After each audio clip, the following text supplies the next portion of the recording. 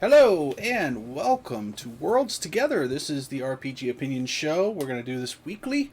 This is our very first episode, and to kick things off, we have got Frank with us from Nightheart Gaming. Hi, Frank.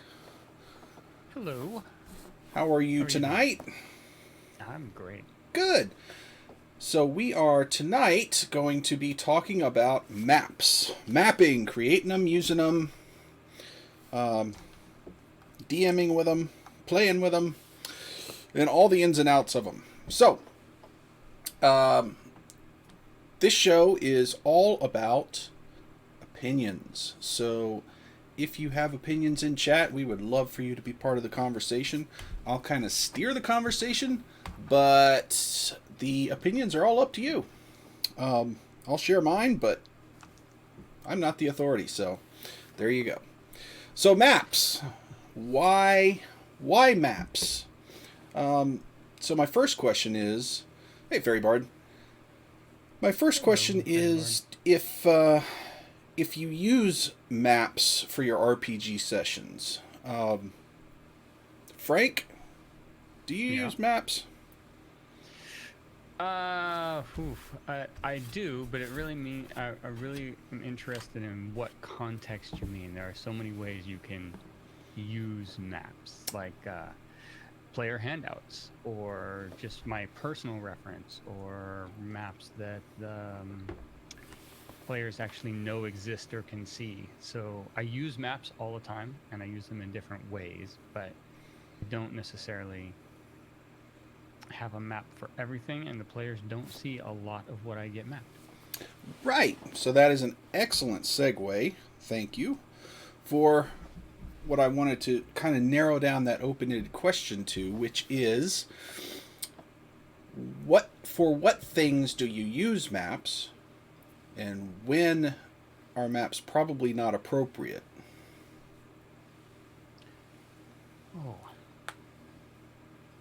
I mean, so for what things do I use maps? I use maps for the world, for sure, for dungeons from time to time, for regions, and sometimes for player handouts. When are they not appropriate? I think if they, I mean, I remember answering this with something that it's like anything else. When they detract from the game, Mm-hmm. it's no longer appropriate. So, I mean, that's the easiest Yeah. answer. Right. So, and that was still kind of an open-ended question, but I tend to think when I'm thinking, I start with broad strokes and narrow in from there. So when you're using maps, let's talk about the situation where you're using maps for a dungeon that the players can see on the table. We're using a map. Um, this is I've talked to a lot of DMs, and they all have their own preferences for this.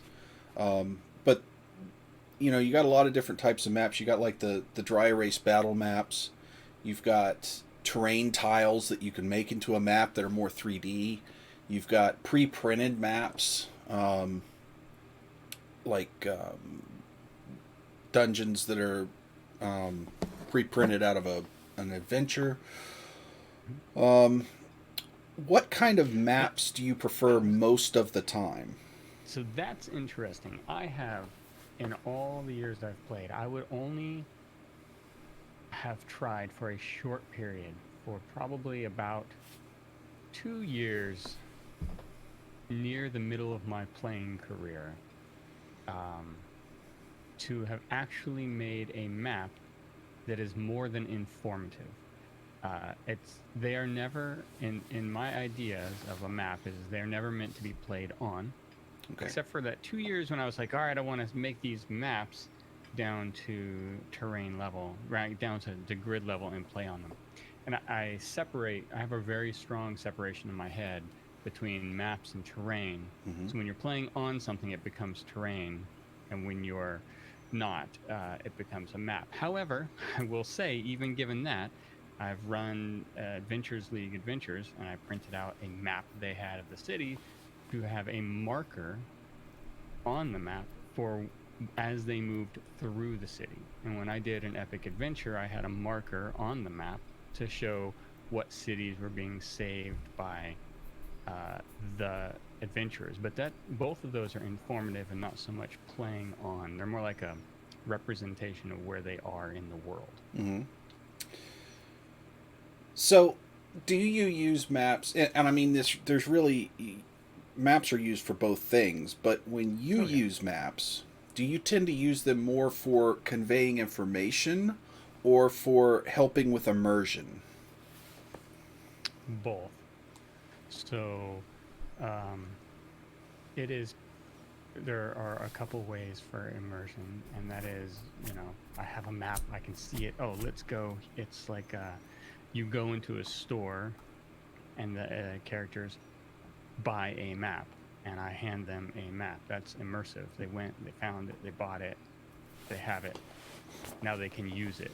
So that's an immersive way that I use it. And then I use it to convey information all the time. When I use a map and show a player, it is almost always to convey information, and sometimes purposefully the wrong information. That's always the most fun you can have with maps, is confuse the players and lead them down the wrong path for a little bit, have some extra adventure. So so when you're thinking of maps, is that what of those? I mean, like I said, there's kind of a distinct difference. What do you most think of when you think of maps? When I think of maps, I think of, I mean, the immediate thing that comes to mind is kind of the pirate treasure map type scroll looking, ancient parchment thing that's got kind of hand drawn, inaccurate stuff on it. Yeah. I really love those kind of maps. When I tend not, like, I don't ever use battle mats and hand drawn maps. If I do maps, it's either, or if I'm doing that kind of stuff, it's either theater of the mind completely, or it's terrain tiles, because I like to be a little more immersive when I'm playing. Now, I don't think there's anything wrong with battle mats, just not my particular style. Hey, Decca. I think that for player handouts, when I'm doing stuff, I tend to go overboard and make it complicated. But if I don't just print it out on a piece of paper, I get some parchment and age it with coffee and tea and print it out on stuff like that to hand out so that it's more immersive. But that's just kind of my what I want to get out of D&D. Right. No, and I do print maps, age them, same way, coffee and there's nothing better than instant coffee to age a map Right. in the oven. Yep. Afterwards, not to mention a little lighter work with flame around the edges or on the interior. Those are tons of fun to make, and those are typically the handouts when people find a map. Right. Yeah, very rarely will I do something like that for a map that we need, like a city map, so that they know, where things are or something like that. I won't go to that extent usually, not because I don't like to, but because I just don't have time. Which brings me to kind of another point, which is, in the past few years now, there's been this advent of digital maps and online mapping, like the D20 and stuff. So I know that you run a terrain or a campaign or you're part of a campaign where you're doing the online digital maps. What do you think about those? I mean, those are fine. And in fact, I've used, when I build the adventures that I put on DM's Guild, I typically build a digital map, include it in the adventure. For digital medium, it's I don't know. I think it is the right interim step until we get to three-dimensional terrain digitally Oh boy, I'm looking that we forward to can that. easily manipulate, which is coming. I mean, they already it's already available, just not in the common tools we use. Right? Right. It's not widespread. Yeah. As are a lot of things that are digital that 2 years ago you'd never see, but now you're seeing a lot more players moving towards, and we're doing this in our new campaign, the D&D Beyond, just having stuff on your phone or your iPad so that you've got more room for the other stuff on the table. Um, I will say though that I really like the tactile stuff of the paper and the handouts. I don't mind using my phone for my character sheet, but I still have a notebook and handwrite things when I'm playing because that to me is what D&D is. But Yeah, I still enjoy the tactile feel of pen and paper yeah, for D&D. and I think that's a bit why, because I'm a bit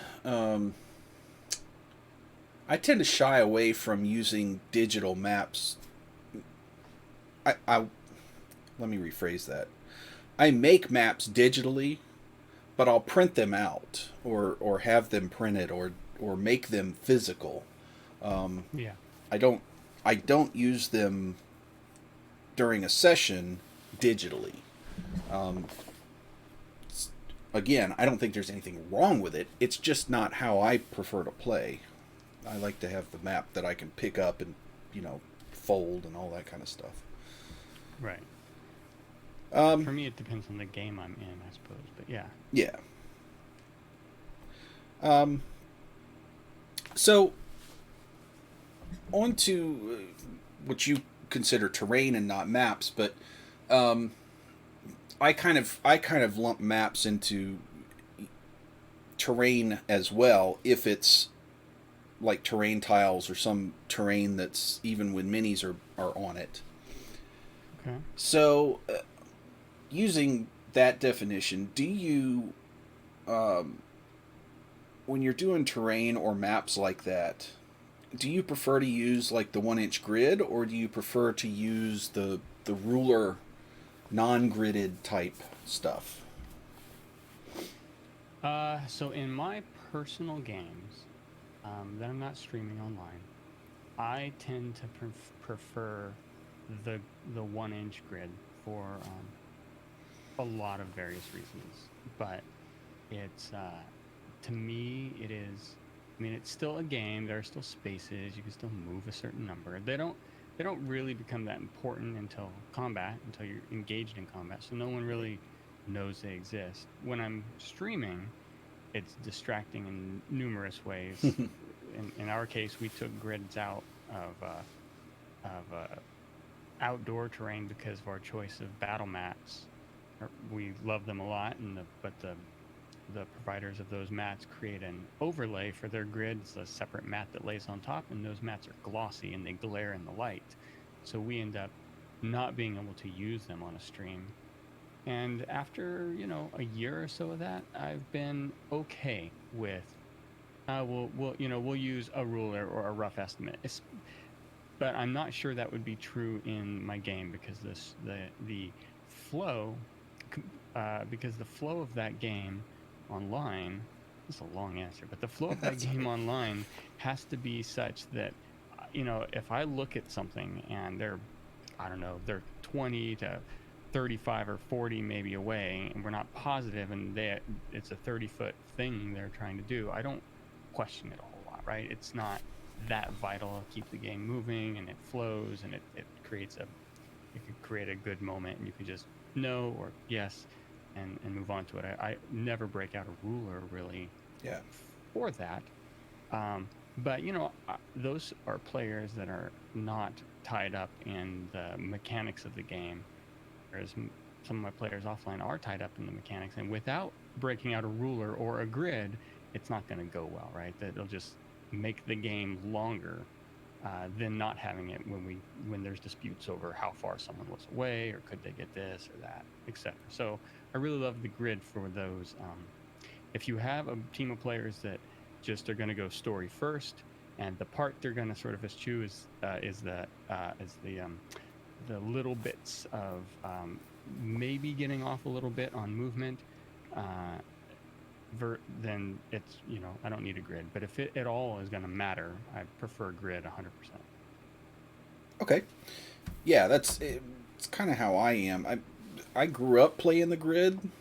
Well, once they started using minis, I don't know, was that second or third edition they started introducing those rules really. But I think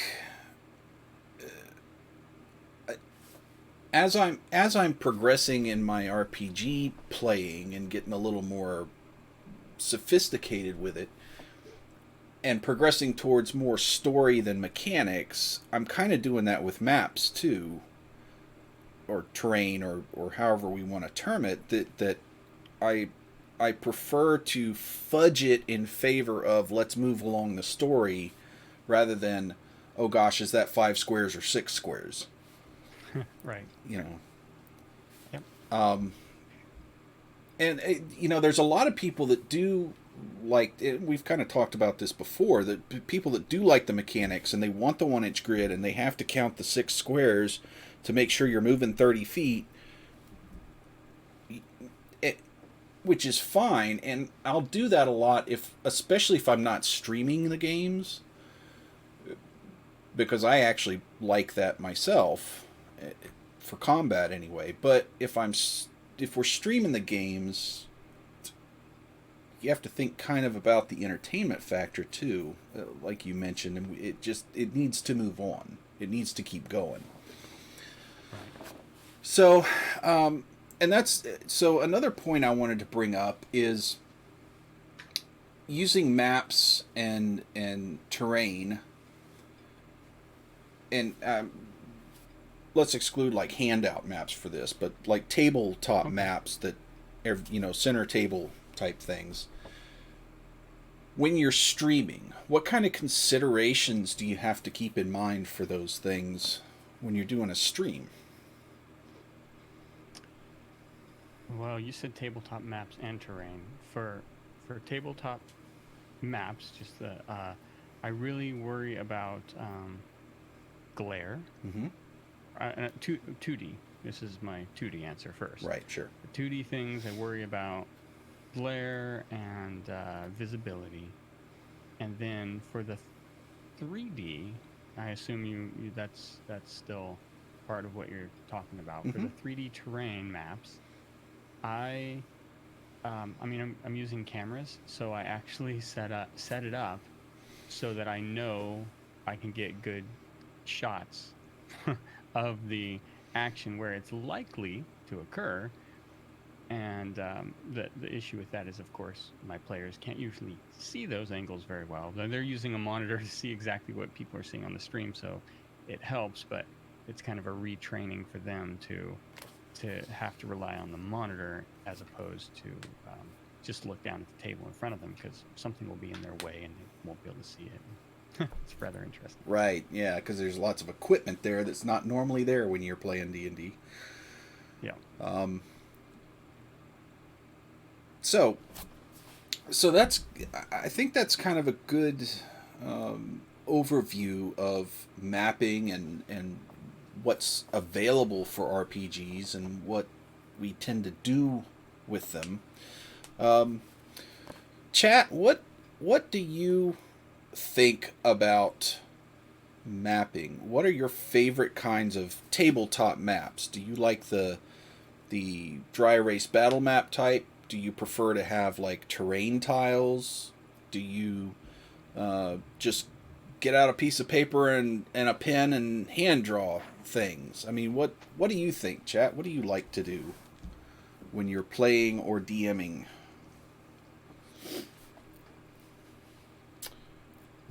Large treasure hoards. Well, yeah, true. True that. And while you're answering that, I am going to switch over and we are going to take a look at actually making some maps. We're going to look at some map making tools for RPGs. So, first thing I'm going to look at is, well, the first thing we need to discuss is there's kind of two kinds of maps that you are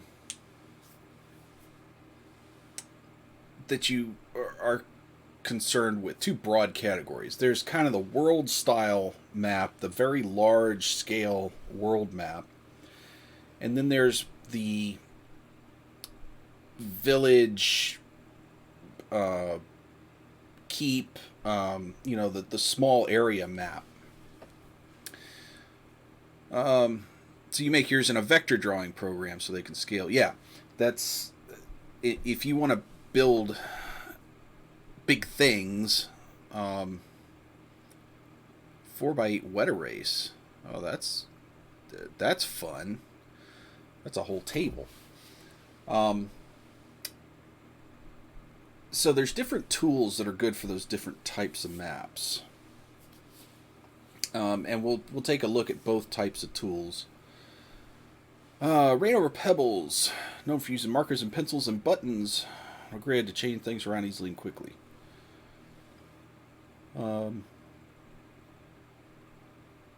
Yeah, and that's two. It's two different styles of playing and DMing that. Some people don't really care about as much about the immersion when they're doing a battle. They like the tactics, and let's move over here, let's see where the doors are, let's just show where people are. And then there's the people that really like the immersion, like me, and watching the streams that Nightheart Gaming does. It appears that they do too. There's lots of terrain and minis and stuff like that, and that for me that makes it more entertaining and more fun. But there's a lot of people that just could care less about that, and they just want to know how things are laid out and plan the tactics. It's more of a tactical thing for them, at least battles. So I'm going to take a look at, if you guys see the little world that I've got in the logo there, I actually made that from the map that we're going to make for our world building. So one of my favorite programs for world building is Wonderdraft for world level map making. This is a pay program, but it's pretty cheap. It's like $20-25, something like that, I think. And it's really extensive. And so what you can do is you make a new map, and there's all kinds of themes and stuff. And this is we're going to make just a blank old map here. And one of the things you can do is you can go to the landmass wizard and give it a bunch of different parameters. And if you're going to make a globe out of it, you really want the equal rectangular so that it fits around a globe properly. But you can give it all kinds of things and just say generate, and it'll build you a world, a starting set of land masses, which is really nice. So this program lets you do kind of the big world, the maps like that are in Lord of the Rings and stuff. So it kind of sets this up for you, and then you start going in detail in it, and you can change, the water levels, how old or young is the world, and how much of a mess is it. And these things don't change on the fly. They change when it generates, but you can make it more or less rough. And you can do different types of maps, but because I'm going to put this on a globe, we want the equal rectangular. So what it does is it kind of stretches and squishes the top and the bottom, but you'll see in a minute when when we put this on a globe, it'll look right. So one thing we're going to do here is we're going to take the I'm going to change the theme a little bit, and this has some really nice themes in it. They also have a lot of plugins that you can get to put additional stuff in. So I tend to like this Avaro, either medium or light. And then the water texture, I mean, we could make it lava, but that'll look a little weird. Nah, you know, it's a Star Wars world. That's right. So I think I'm just gonna go with something. We'll just stick with this. It's a nice contrasty thing. And then on the land, I usually make a little adjustment because I don't like the coastline hatch thing. I usually make it for depth. Yeah, like the water lines or a blend or something. I just don't like the default hatch one. And you can go bananas with all the settings in here. So then you can also do, brushing of the landmass, change the brush size and stuff, and you can start mucking with making little details. Right. You can erase it. You can lift things out of the water. So say I wanted a little island or something in here, because that's too big a thing with nothing to do. You can push it back down. And then you've got brushes for land coloring. And the nice thing about this is you can just brush all over and it doesn't go off the land. It doesn't mess with the sea. And what I'll generally do is turn the opacity down so that it blends nicely. Mm-hmm. And you can do all kinds of nifty things with that. You can also make your own kind of colors if you want to, but they have some nice palettes that you can put in here. You can make paths. We won't get into that right now because I don't actually use that a lot. But here's one of the big things is you can make your mountain ranges. We want to scale this way down so they don't look huge. And it's got some real nice templates for drawing maps, and you can just draw your mountains out. You can do the same thing with rivers and all kinds of stuff. And there's lots of different ones. It doesn't have this many to start by default, but there's some resources that I'll show you that you can get a ton of extra little things, little icons for map drawing, and you can make some really nice looking maps. Now this is not nice looking, it's just kind of a big mess. But you're moving quickly through it. Right. So this is, and when we get to making the real map, I'm just kind of showing off the features of this. And I'm not trying to sell this. I'm just saying this is the one I really like. I've tried a few of them, and this one does a really good job, especially of trying to get it done quickly because it generates the landmass right up. Right. So now I'm going to export this map. And you can actually export a multiplane. You can export it with a height map. You can upscale it. So you can do all kinds of kind of nifty things. But I'm just going to, let's call this test map. And it exports that as an image. And then what we're going to do for just funsies, so we're going to go to this website called Map to Globe. And we're going to change the surface map to this test map I just did. Well, no, we're not, because I have to make it smaller. Well, let me do it with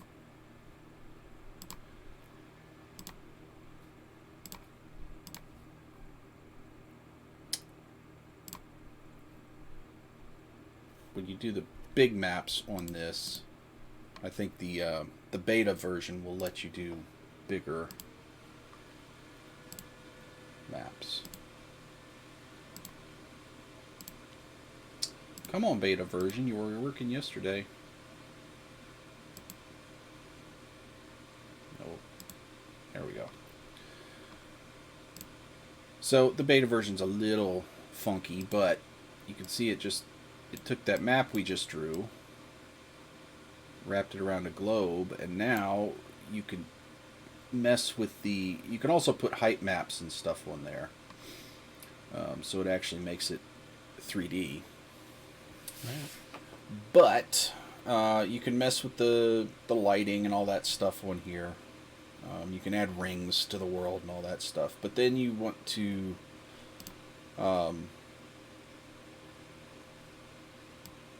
not to save the screenshots, I think. Yeah. You take a screenshot and you download it.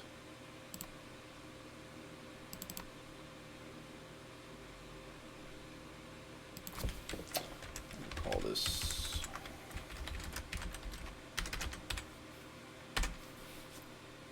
test globe. And now we just have a nice image of this map we created in a 3D world. So I just found that to be very cool. You can also create a GIF from this of the world spinning, Right. which is really nice. So it's just one of those immersion things that you can take your map and kind of, instead of just printing it on a piece of paper, you can actually turn it into a globe, which is kind of neat. So anyway, that's a fun resource for that. Yeah, that looks tons of fun and seems pretty quick, pretty simple. It is. It's a nice quick thing. I mean, drawing all this stuff takes a while, but to get this much landmass drawn out and something that looks decent for a world to start with, the wizard in this does a really good job. Right. Yeah. So Yeah, I tend to use applications that are a little less user friendly. So yeah, that's cool. yeah. So, and we'll come back to this over the course of the episodes and work on the map and stuff and talk about specific things on the real map. But now I want to kind of go through kind of the other end of the spectrum, which is kind of the city local map generation stuff. And there's a neat thing called, I think you pronounce it Watabu. I don't know. That could be wrong. I've never heard it said. I've just used it. But this is a very cool site. You can do compass rows. It's got all kinds of neat generators and stuff, as well as some cool games. But there's a lot of things that he develops and goes through. But for mapping, this map generator here is really neat because it'll lay out a town and you can make it small or medium or large. You can actually take and warp the town, move things around to the way you want it once you get a base. And there are a ton of options in here. So you can have all kinds of colorings, which is, some of them are kind of bizarre, but you can actually put the annotations on here. You get a compass rose and a scale bar. You can put the city names up here, and it actually randomly generates cities and districts if you want it to, which is kind of cool. Or you can get it to show that way, which it's got just a legend instead of putting the names on there. You can add towers, and you can have water lines, isolines, and then the layouts, you can more or less roads. You can put come on, respawn. There you go. You can put farm fields on there. Um, you can add a citadel, and that's where the tower styles, whether you want round, square, or bastion type towers. You can put walls on the town. You can make it a shanty town, so there's tons of little buildings. You can have a river or not. You can make it coastal or not. So there's a ton of options in here. And you can make these maps, and it'll just auto-generate these cities. So now you've got and you can just save it out, but now you've got something you can label up and use as a city.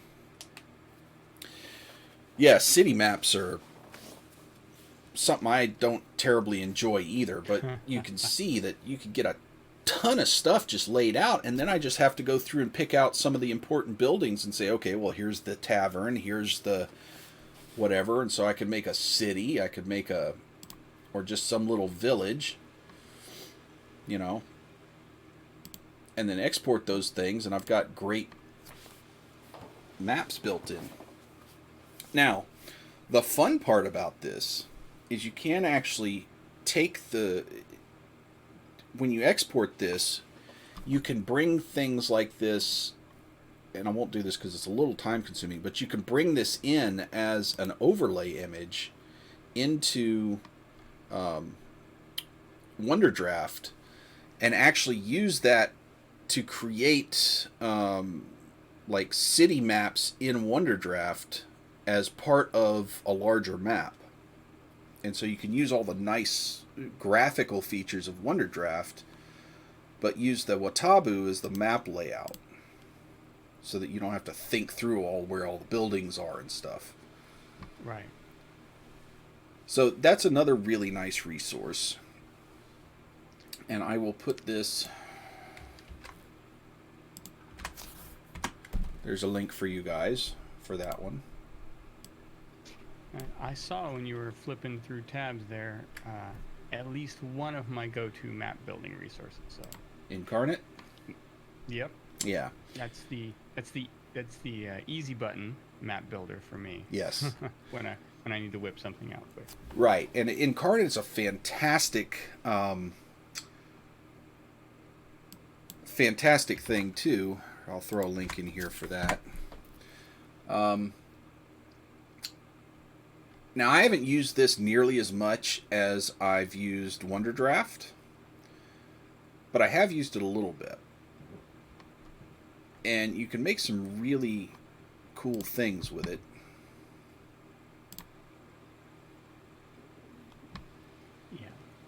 Yeah. Yeah, I tend to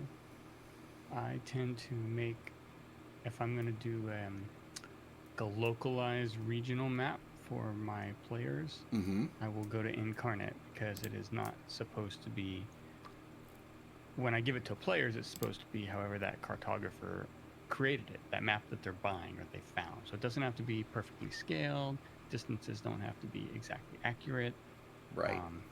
You know, and it, for me, I like it, so I use it. Some of the other ones you've been using, I see that too. For my more precise maps, I use other software, but I love everything I'm seeing. Yeah. I certainly go to this. Yeah, Incarnate this is kind of the first one I tried, because this is, a lot of it is free. I mean, they have a pay version that you can get more stuff. But you can do quite... Nice, I did all of this with the free version. I mean, I whipped this little map up in, I don't know, 45 minutes, and this was the first one I tried. This was just my playing around map. So it does a really good job. You know, the free version of this is phenomenal. But you're right, I think this is better suited to closer maps. Like if I was just going to make a map of maybe this area here and show some, you know, the villages and the stuff like that. I think that's what Incarnate is, kind of the middle area. So you've got Watabu that makes, you know, the city things. You've got Wonderdraft that does like the world maps, and it can do kind of drill down maps, which is nice. But I think Incarnate is really good for kind of that middle layer of, you know, here's the area map that you know, Bob the the cartographer drew up and put in the shop here. Right. Yeah. And yeah, exactly. It's exactly what I use it for when it's available or when I need it. And I do. I got into them fairly early, and have one of those full accounts. So I've played with some of the other features, and it's nice what it will do. And they've been really updating this year, so happy yeah. with that too. And now I will say that kind of the direct competitor for that is Dungeon Fog. Now, Right. Dungeon Fog is kind of the sister of World Anvil. This is what Dungeon Fog is what World Anvil kind of is partnered up with for a map maker. And Dungeon Fog is actually they just did a they just did a Kickstarter. I don't know if it's still going on, but they're kind of trying to make it into the all-in-one that goes from the world level down to the city or dungeon level. Right. So I hope you don't mind. I'm No, just go. going to interject because I've been using it for 20 plus years. I use Campaign Cartographer, Pro Fantasy Campaign Cartographer. So I use Campaign Cartographer, Dungeon. They have a dungeon builder, a city builder, a world builder, and they even have a fractal world builder. So you can. It's Pro Fantasy is the name of the Campaign Cartographer. And it is not a simple program. I will say right off the bat, this is probably one of the more complicated of anything out there.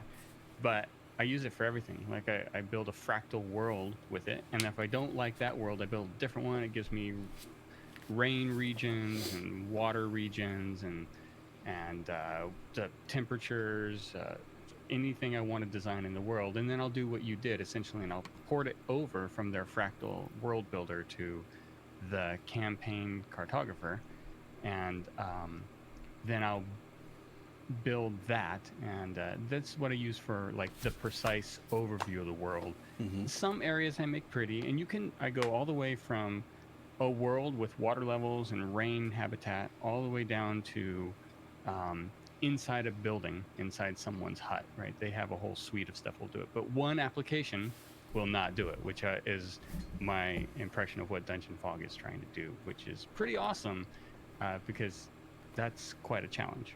Yeah, and when I looked at their stuff, I was thinking, boy, that's a tall order that they're trying to do there. But more power to them if they can do it, because I'm all about one tool that does it all, as long as it does it well. Right, right.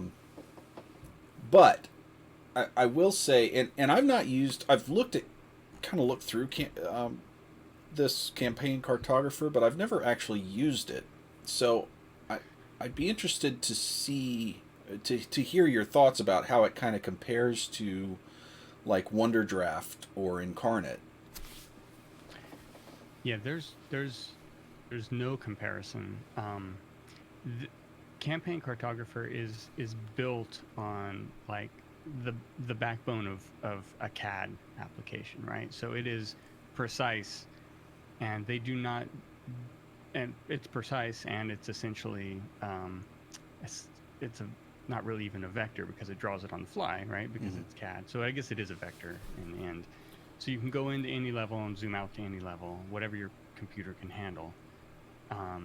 But it does not do anything with the sweep of a mouse. Like you're not going to sweep over terrain and easily make it something. You're going to have to.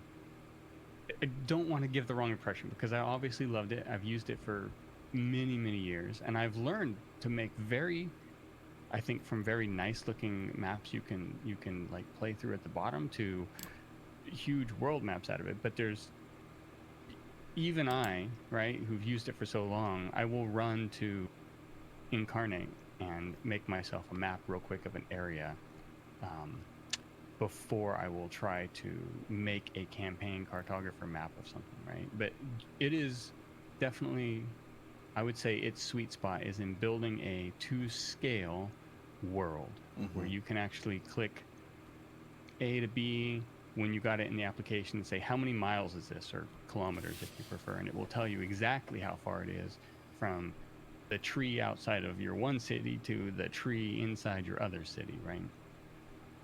Wow, that's that is impressive, and I mean it obviously makes some very pretty maps. Well, yeah, I think that so. I used to be frustrated for years before I learned how to make those pretty maps.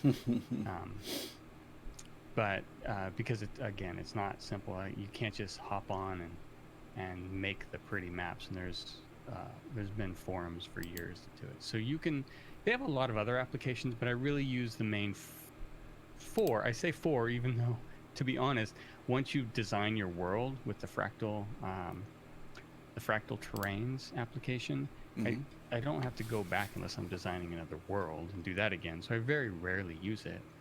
I use campaign cartographer and city city designer and dungeon designer all the time. But they have some other stuff too um, that they make. I think they have something that makes like printable dioramas, which I've never used.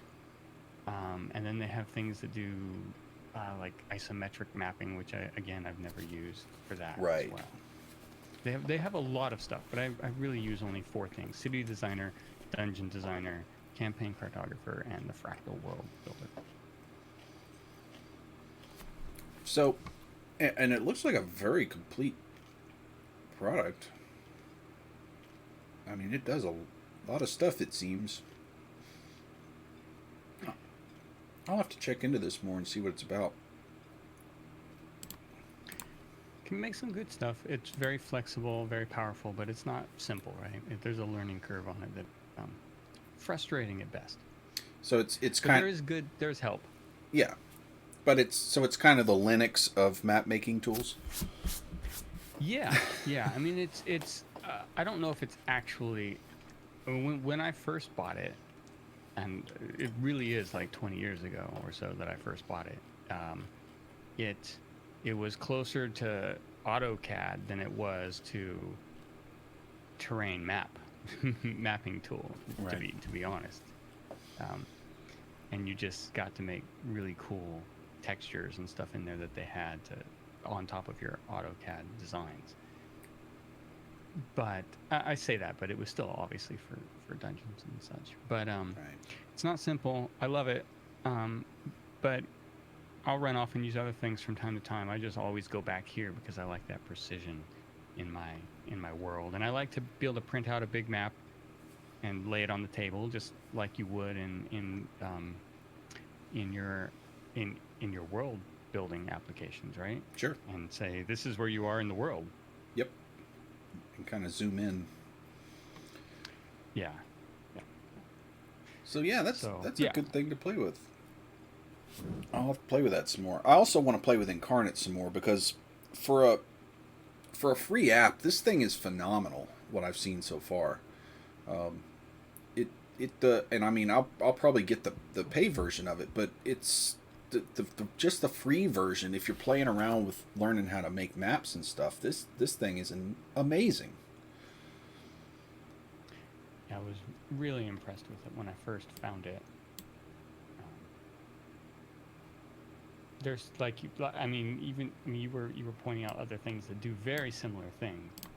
Um, it's just the simplicity of how it works, and only in a browser, so it's very small footprint, and Yeah, you can it's nice. it is. Now that's the one thing about Incarnate is it is actually an installed application, but it's pretty small too, um, but it's really powerful. Now, one of the other things that I really like about it is once you get your map laid out at this level, you can create a detail map. So, if we save our map off,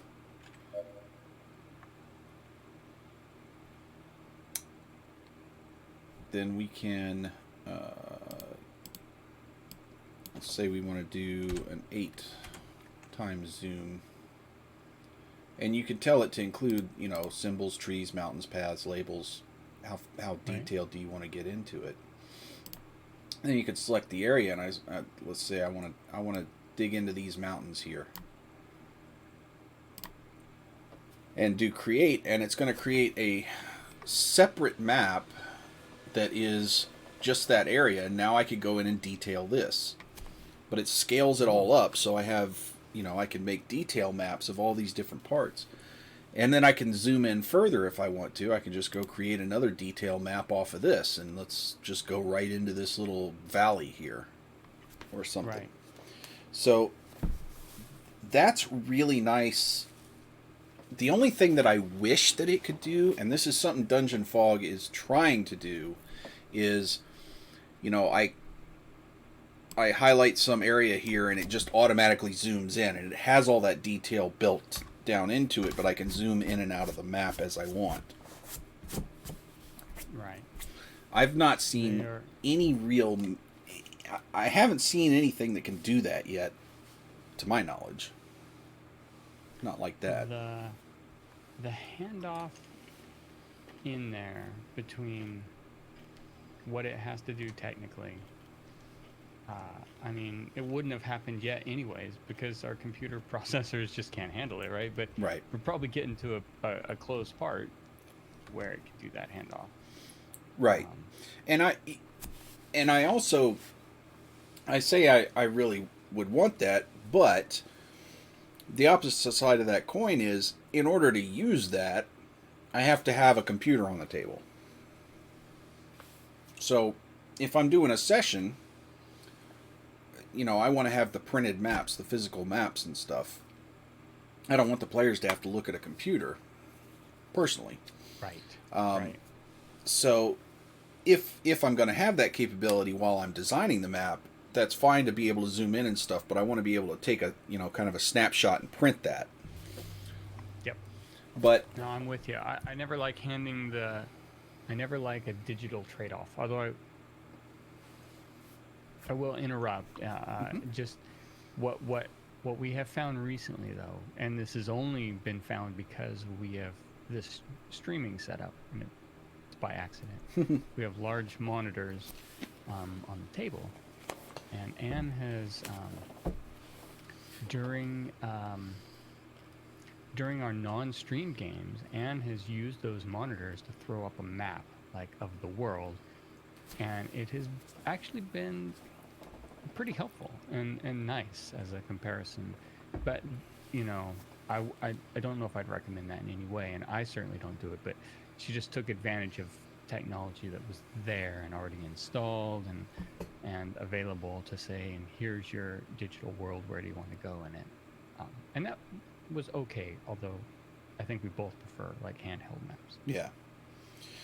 Yeah, the only time I would do something like that, and I've kind of done this manually, is kind of the world level wall map type thing, to just have it kind of in the background. So if somebody says, where are we again in the world?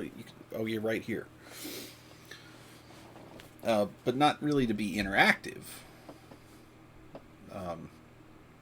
Because, I don't know, for me it kind of takes me out of the immersion of role-playing. They wouldn't have, interactive scroll stretch maps then. If I'm a character, I want to get this parchment paper and I have to look at a map, Yep. So, but, that's my thing, I guess. No, I feel very similarly, to be honest. Yeah. So, these capabilities that we have here, I've just kind of glossed through them, but when I'm doing the map making, when I've been doing the map making, and I haven't been doing it for that long, I got kind of into these map making tools early this year and played around with them a lot, and mostly because I'm starting to prep for this campaign next year and do the world building and stuff. But what I've kind of settled on is Wonder Draft and Incarnate for kind of the middle level things, and then just using this to kind of... I don't actually use these maps, I just use it to generate and then I'll redraw these in Incarnate or something, but I use this to randomly generate these towns, so I don't have to think that much about it. Right. Um, No, those are nice. That is a nice town builder, and I'll say that Wonder Draft looks like a great, like, uh, sort of a um, not really medium, but a tool that doesn't take a huge high point of entry and get what you appear to get out of it. To me, is pretty pretty impressive with the ease of use that you could raise an island, lower water levels. I mean, uh,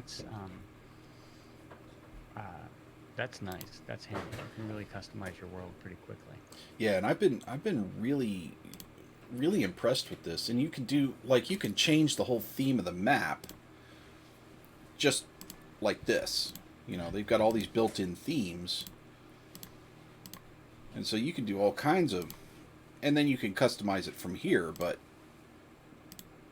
um, you know, because then you can go in there. It's kind of just like a preset for all these things that they've got. But then you can go in Right. here and tweak it and do all kinds of customization. And then you can draw and make pretty. You can put scales in here, which you know you got to fiddle with it. But you can also if I could.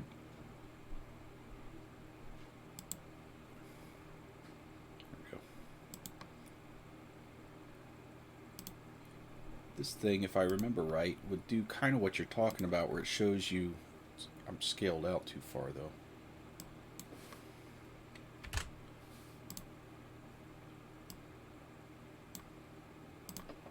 Oh, I can't see it.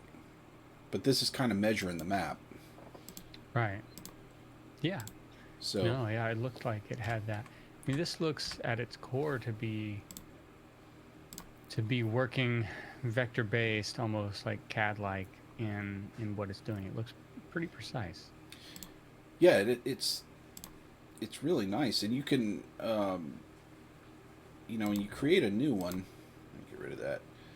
They've got kind of default things, and I'll use the equal rectangular 4K a lot because it's a huge map. See, when you're at this scale and you do the equal man, that's a word. Equal rectangular. Um, this thing. Yep. You get a just a ton of resolution on this, and you can actually print this out at a 4K resolution if you had a printer big enough, or you took it to Kinko's or what used to be Kinko's, the UPS store. You can actually print out a full wall map of this. Hey, I print out at Office Max. Yeah. Office Depot, right? That's when I print out the big wall maps. That's I do have a couple, and that's my go-to. Right. And this thing is actually capable of doing that. I could make it bigger. The preset, the biggest preset is a 4K, but you can make it whatever size you want to. It's just, boy, you better have some memory and graphics processing. Yeah. No, I like an application that will let you break your PC. Oh yeah. I tend to enjoy those more because I just rely on myself to not do things that will break it. Right. You, give me all the rope, and if I choose to hang myself, that's my business. Exactly. But this is nice because it's got all these presets for types of worlds that you want to make, and this you know when I started messing with the world builder programs, I was having a heck of a time just getting to this point. But this made it just so ridiculously easy to get, you know, here's a world, now just start customizing it. That I just kind of fell in love with this thing. So, Yeah.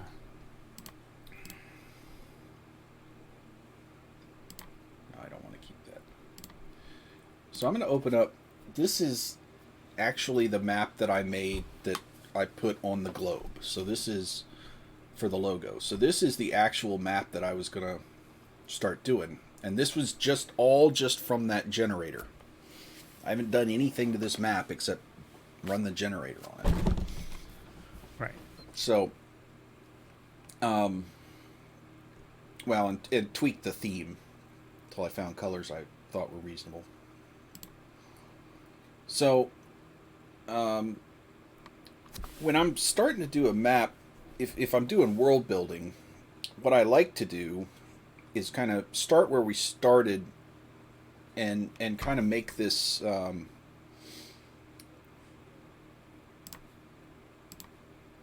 this kind of world event. Something that happened during the history of the world that did some thing to some area of the world.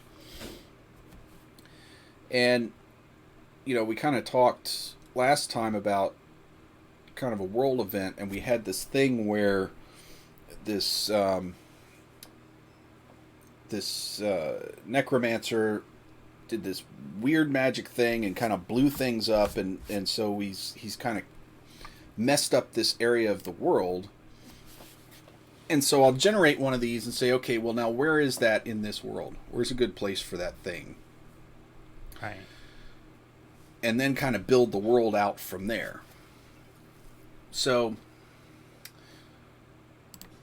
let's get us a paintbrush, and we're gonna have kind of a dead land here, so we want it to be kind of grayish and dead and gross.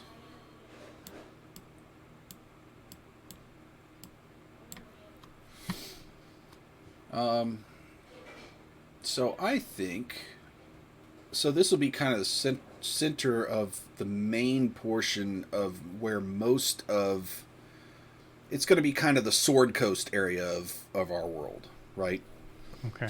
So we want it in a place where there's a potential to be a lot of stuff going on around it, and that it doesn't, you know, take up too much, but it's a significant landmark.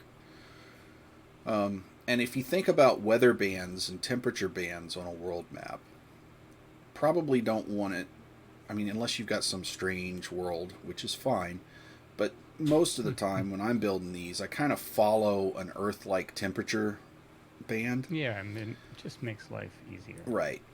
So, you know, you're going to have icy wastes up here and down here, and then, you know, at the equator, you're going to have very tropical type things. So most civilizations are going to spring up kind of in these areas here, right? The temperate zones. So I would think that, let's zoom in a bit to an area here. Maybe a little bit too much. I think that this is probably a good place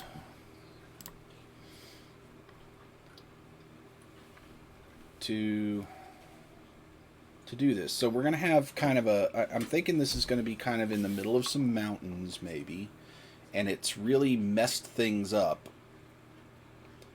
and kind of blew away all the terrain.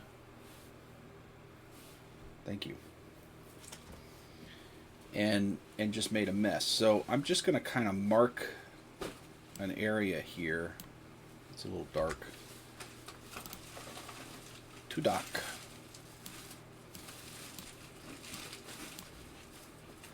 Mark a little area here as I think this is kind of where that's going to be. That the blasted lands or the wakened lands or whatever we end up calling it.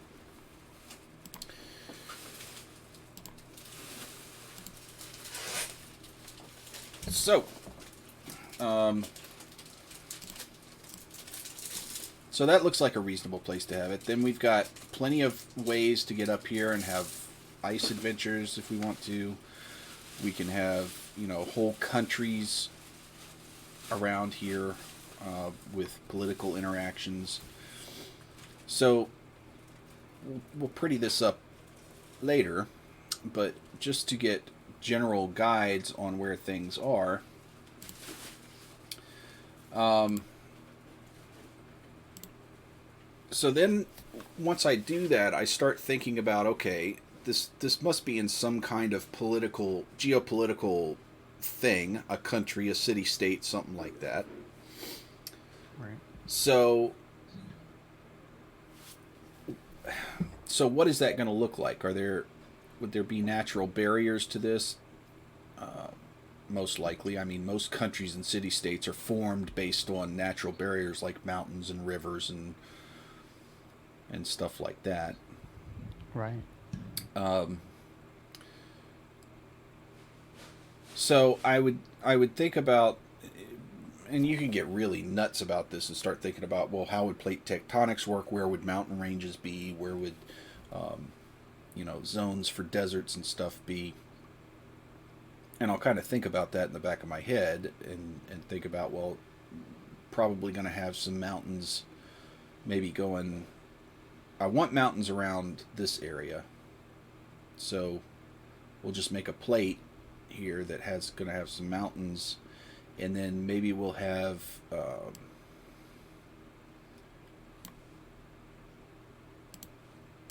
kind of a. Oops. Wrong button. Kind of a country here.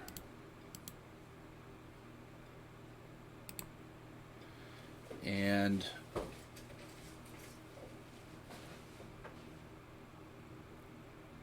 so this is going to be our main area, and it's easy to cut it off down here as well. So we've got kind of a main area we're going to be dealing with. And then we could go back later and start filling in the rest of the world, like where a country's going to be, what kind of cultures are they going to have there. Right. And, a lot of times you got to kind of model these off of Earth cultures that you know pretty well and say they'd be kind of like this. Or B, cultures of races in your RPG. So, I may have something over here, some country over here, and say this is kind of maybe they have kind of a Japanese type culture, and this place over here has kind of more of a Greco-Roman type culture. Here, I think, because it's kind of the base D&D kind of culture is the Western European medieval type thing. Okay. So I'm going to zoom into this a little bit so we can work on it. And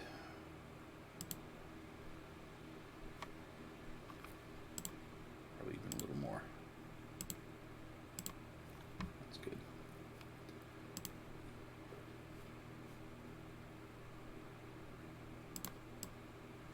All right. So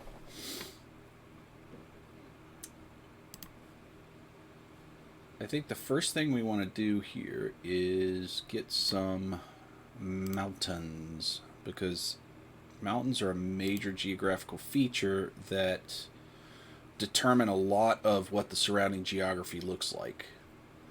Yeah. Can't have a desert without a mountain. That's right. The scale reasonable here. All right, so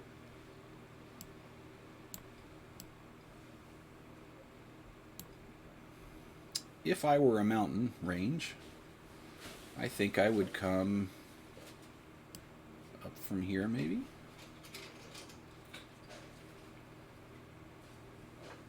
As a start. Went a little far there. All right. And then I want to kind of put this blasted land in kind of a valley area so that it can be kind of hidden away, and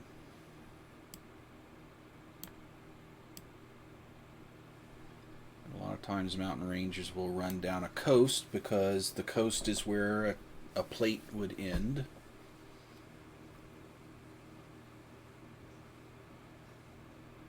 And then we'll just make some interesting little things here. And this is probably not tectonically accurate, but it's Fantasy World, so it's okay. It's fine, chat.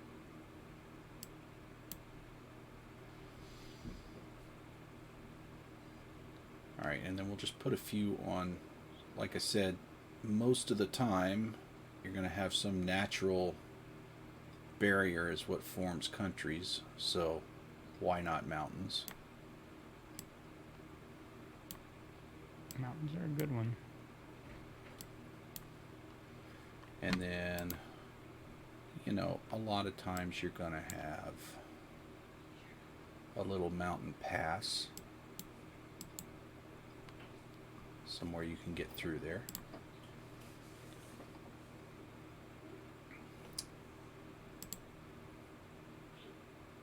Alright, so then I think the next best step is to kind of come through and say, okay, we're in kind of a temperate zone, but we're going to have, you know, on the windward side of mountains, it tends to be a lot drier. So we'll make some greenish terrain over here. We'll put trees and stuff later, but that a little stronger.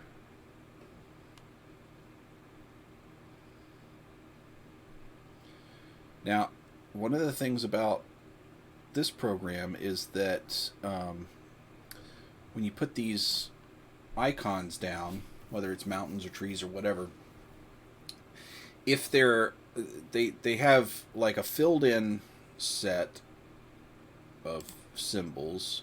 So if we go look at the mountains, I'm using this penciled set. I could use a filled set and it's already colored, but if you use one of these penciled sets, it'll pick up the color of the surrounding terrain.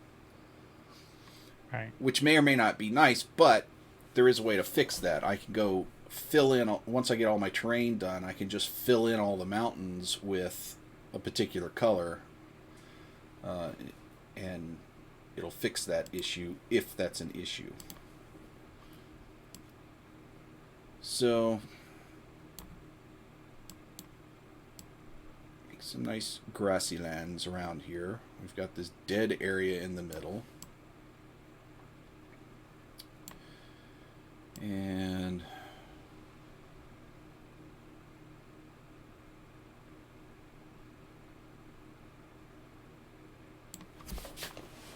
so, and this part is kind of roughing out everything. We could put a more plains type area in here, because there would be, because it's kind of a valley in between what I would assume to be Gulf breezes or coastal breezes. There's going to be less water in here because it's going to get stuck on the mountains. Okay. So, hey, no problem, Sid. Feel free to jump in. We're still talking.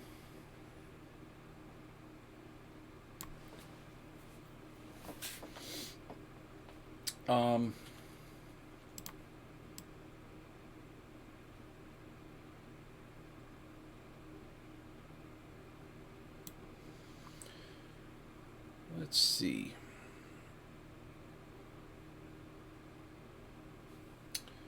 All right, so now we want to kind of get a feel for where cities and things might be. Where are all my cities? So when you put cities down, do you do rivers first, or do you put cities down and then do rivers and stuff? No, you're right. I will typically do rivers first. And it does have a nice river tool. And you can do, one of the nice things about this, like if you're coming out of mountains for a river, you can do a source fade in, so it just kind of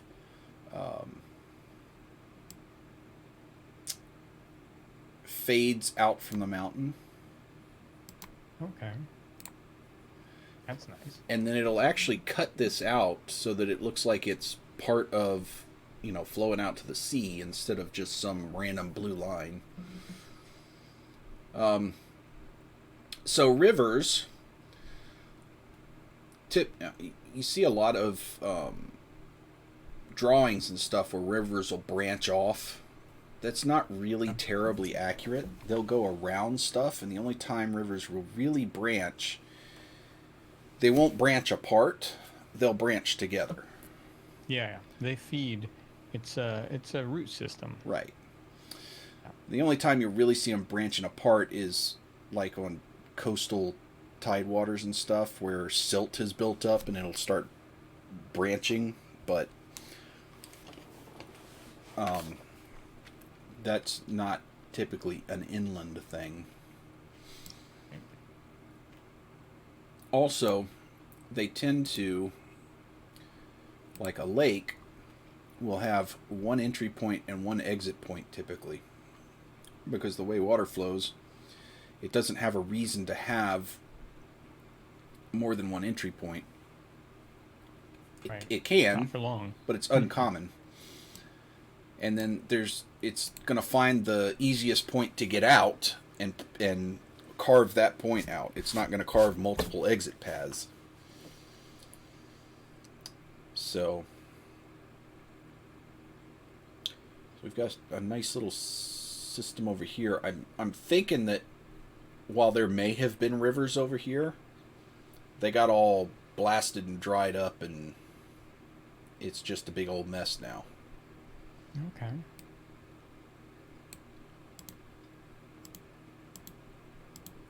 Now this thing you can click and just, meander your rivers around. And it does a nice job of just cutting things off at the coast too. I really like how it's... Yeah, that's really nice.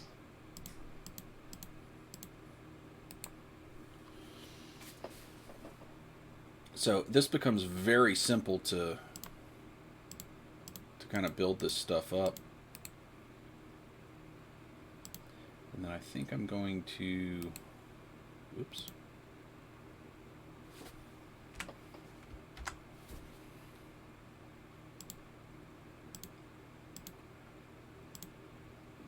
Branch this one in.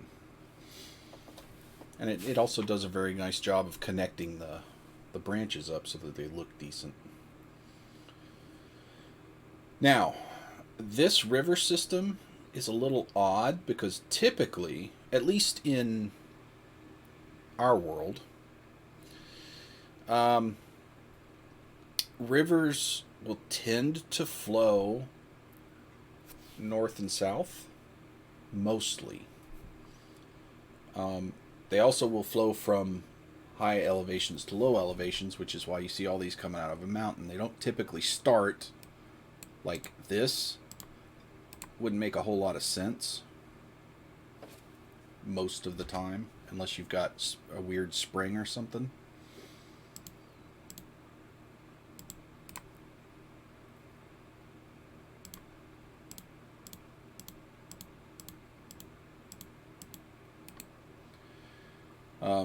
Also, had I connected this to this mountain, that would be really weird because water is going to try to find the shortest and simplest and softest path to the sea.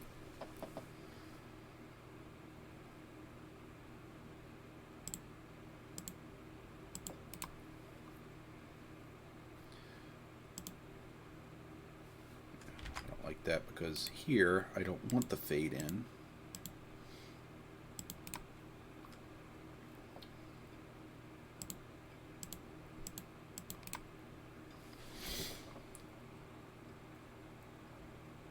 Alright, so there's many rivers. Mm-hmm. I like it. And you can't... It's kind of nice, too, because this thing has a... If I don't have enough lakes, I can just plop a lake down, and it randomizes the lake shape, so I can just keep plopping down next to each other, and it doesn't look unnatural. Right. Which is really nice. You can change all the stuff there. I can also paint lakes in if I want to manually. and erase them if I screw it up. Right. Or I mean, you got to have that lake that's shaped like a gull, right? yeah, right. With two islands for eyes, Yeah, of or whatever. course. And I could do that.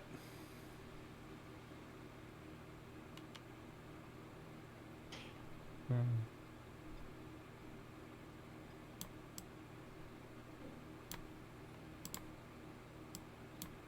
Oh, that's a bit much.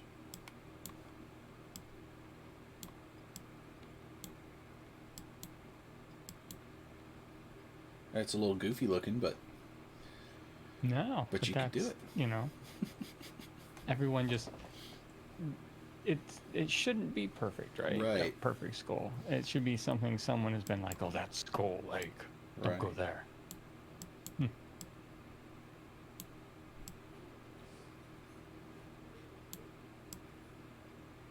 Skull Lake. That's right, Skull Lake.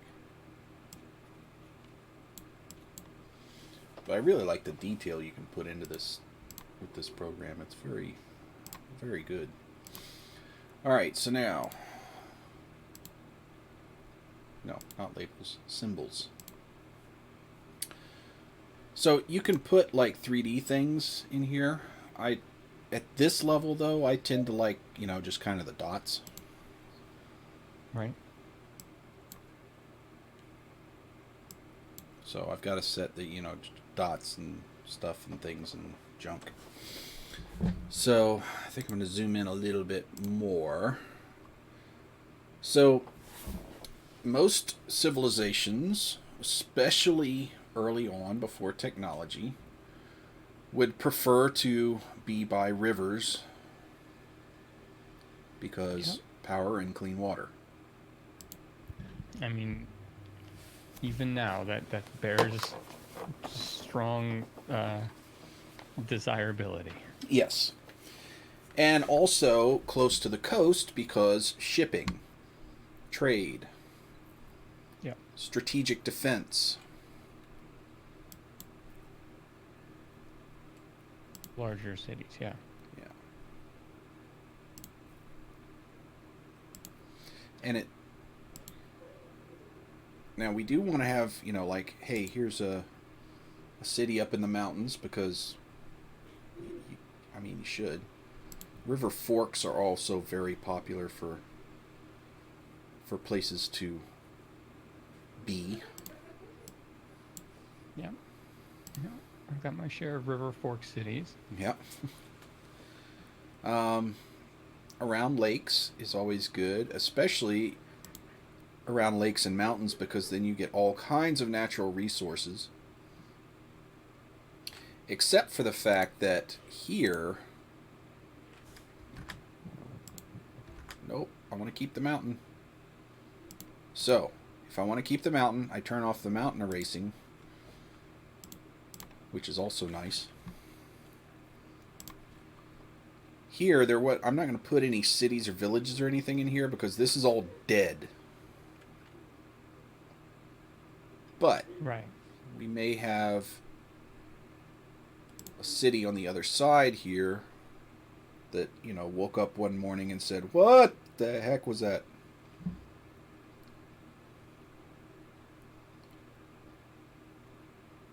A nice little city in the bend there.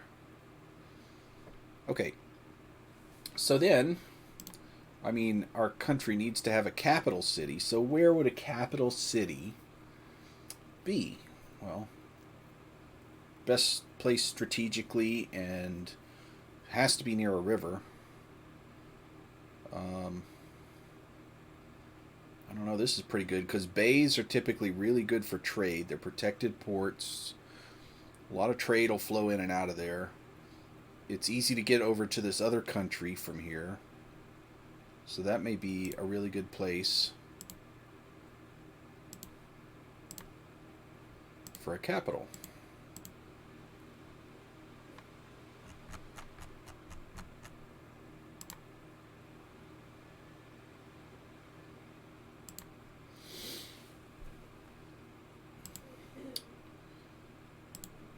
So, we've got a nice smattering of cities here.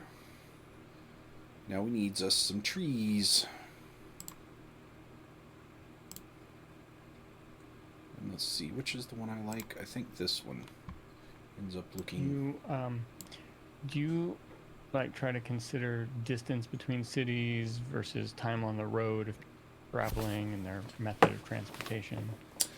I do to a point, and when I at this level, is what I would say is there are going to be numerous little villages and farms and stuff between any of these, Right. especially on the coastal areas. So, but yeah, I do try to think that through, and this honestly, depending on the age of your civilization, I think if this were a, let's say, civilization that was 200 or 300 years old, there's not going to be as many cities as if it was a civilization that was 1,000 years old.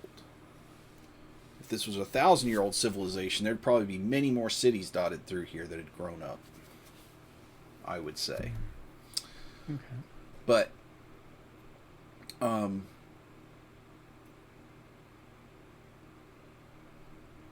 and these I would consider major cities, like New York, Boston, LA type cities.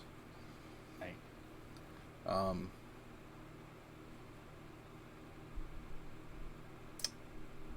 So yeah, I think is that kind of what you were getting at? Yes, Okay. exactly. So let's see here. I can't remember. I think it was this one that I liked the way it looked. So let's see. We would have mini forests. Something else the cities are going to look for is being near, I think, some foresty areas. Lumber is handy. Oh, yes. Can't build a wood house without wood. Can't build a ship. Yep.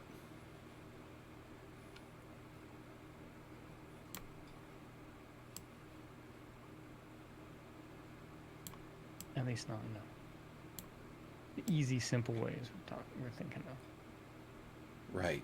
Without having to pay for shipping wood from faraway places. Then it gets expensive. Right. Or finding a magical rock that's very light and floaty. Yeah, that'll do. Make these forests a little more dense. This program also has very nice features for changing parameters of your brushes. So I was very pleased with that.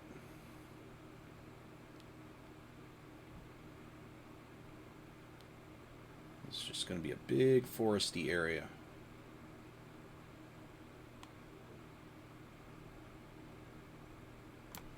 And then every forest needs to have a clearing, a magical clearing somewhere. I agree.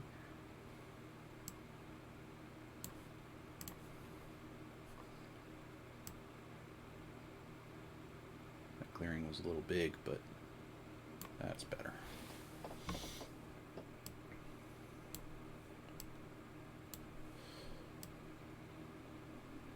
So, and you can see how simple it is to paint all this stuff in, and it's already looking like a reasonable map. Yeah, it's very nice. In what have we spent? Less than half an hour on this? Yep. Well, plus the 2 minutes that I did with the generator before the stream, but still.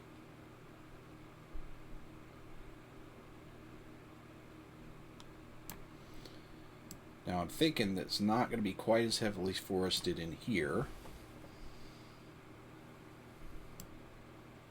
In these areas, because these are drier. But they're not dead.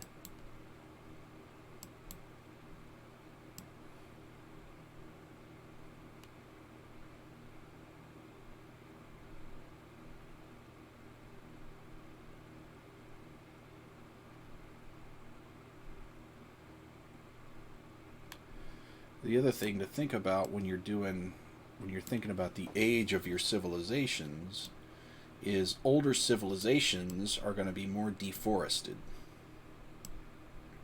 because, well, lots of ships, lots of houses, lots of uses for wood.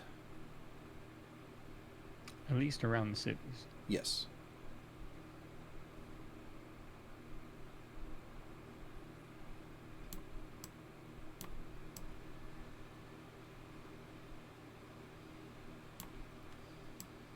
And, none of those things are rules. It is a fantasy world, but it's things to think about to make your maps a little less odd when people look at them. Right.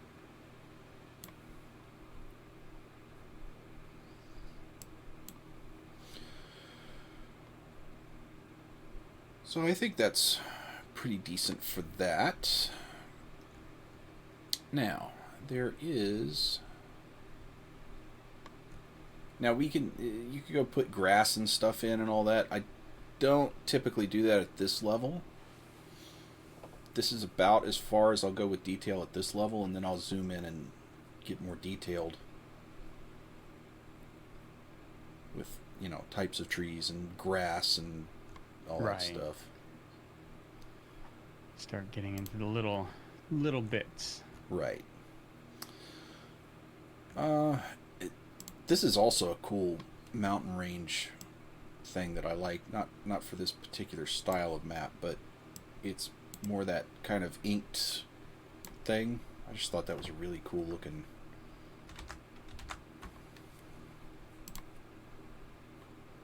Yeah. More like a stylistic. Yeah, more like the Lord of the Rings type map thing, but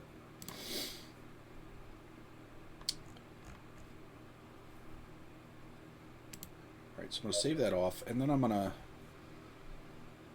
now that we've looked at a few of these things, I'm going to show you guys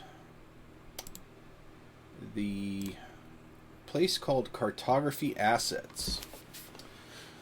So this place is really, really good for finding community-made brushes, for lack of a better term, but brushes and symbols and all kinds of stuff. Oh, interesting. And you can see they've got one for Campaign Cartographer, they've got Map Forge, they've got Wonder Draft. And I'll throw this link in here. But it is... a lot of those things I've gotten because I downloaded them from here, so you can just download them and add them in. So you can get whole map packs and things like this, and so if you're looking for a particular style of map, this is a great place to go. And it's got several different things. The Avoro is a really good one. Good map pack of things, themes and stuff. But you can do all kinds of stuff with these. And a lot of these will work really in any kind of graphic program like that, because they're kind of just brushes and symbols. There are a few things that are specific to these, but a lot of them will just cross over to any kind of thing. Graphic program like this. So, if you're using Photoshop or GIMP or something to make your maps, you can still use a lot of these things. But this is a really nice site too to get extra map assets, and that's where a lot of these things came from, because WonderDraft doesn't have a ton of these things out of the box. It's got enough to do basics, but if you really want to flesh it out or you're looking for something specific, that's the place to go, that Cartography Assets website. Yeah, it's a nice site. Yippers. Alright, so... now you can do, like paths and stuff. Again, at this level, I typically don't. I may put like a major highway road or something, but I wait till I get a little closer to do the paths and the roads and stuff. Right.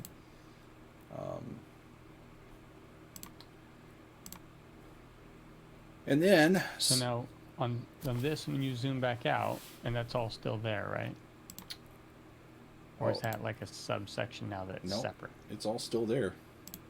Yeah.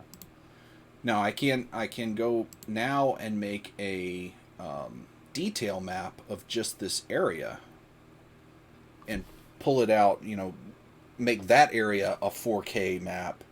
Then I can dig deeper and put a lot more detail into it.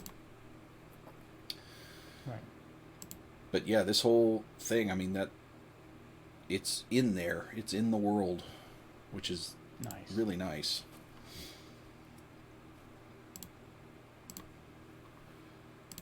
So now we can, this is really cool. The text labeling thing that they've got is really nice, and you can have different presets for it. So like if I want to do a city name, it also has a name generator. So I want settlements. Oh, I gotta put the thing there first. Generate me a name. No. Yeah. Oh, yeah, I like that one. Okay. Font size too big. And the color's a little wonky, so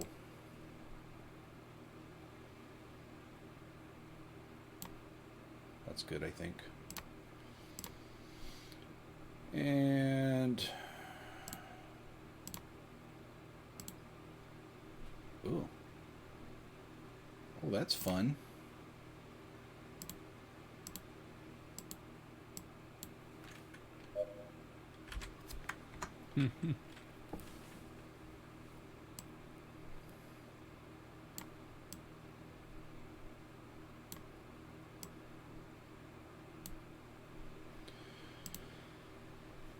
All right. So you can put all that on there, and now you whipped out an entire area. Yeah, in what, 30 minutes, maybe 40, something like that.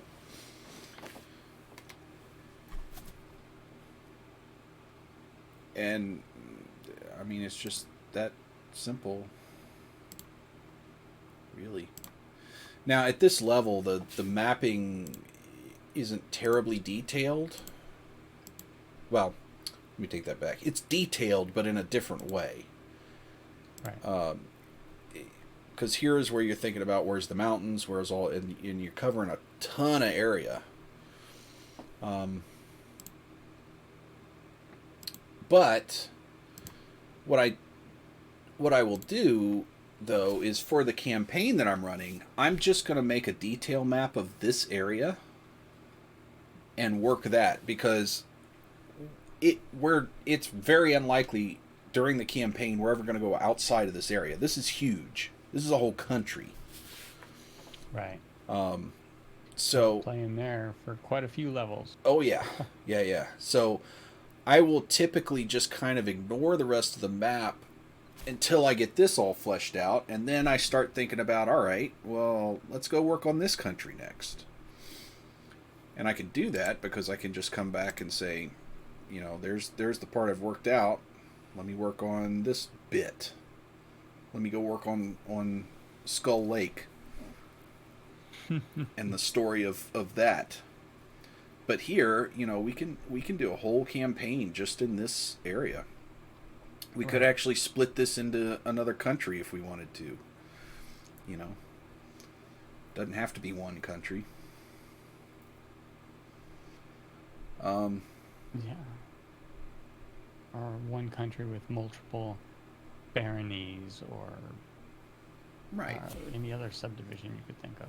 Right, and that may be a good thing to do, when we go into at this level, let's just look at the country, but when we make the detail map, okay, now we've got, these different counties or baronies or whatever you want to, however the political system is going to work. Right. which we'll have to figure out. And then there is one more thing I need to do here, which is, so I want to color all the mountains the same color. So I just put the filter on, and let's make them this reddish color. And I can just paint over them and it'll just get the mountains, which is nice. So after I've done all my painting, I can bring those mountains back out. Assuming you want to, there may be, maybe you want it to bleed the colors through. Right. I tend to not, but that's just me. That's a nice touch. It's a nice feature. So I think they've done really, really well with this program for what it costs. And like I said, I think it's like $25 or something like that. It's not bad. Perpetual license, so it's not like a subscription thing or anything. That's right. it. Yeah, it's amazing. So between this and Incarnate, I think you can do pretty much everything you'd want to do with maps for a long, long time until you get into professional level things. I mean, this stuff qualifies as professional level even. I think the only thing I do, could be wrong, is, you know, you had to bring out that other application for cities, and then there's interior dungeons and stuff. I don't think either of these do dungeons, right? Not really. I mean, you could kind of fake it in Incarnate a little bit, but yeah, this would not be good for that. I think Dungeon Fog as it stands now does that kind of stuff pretty well, I think. Yeah. But yeah, you're right. Incarnate, there aren't a lot of programs that do that really well. Though you kind of fake it. Yeah. But it's good stuff. So, yeah. Well, I mean that's about all I can think of to talk about for mapping, but I think it's a important kind of part of DMing, because maps are used to convey a lot of information, and they help with getting people into the game and kind of bringing the story to life. Yeah. So they're the ultimate visual tool, really, that you have. Yeah. Your players.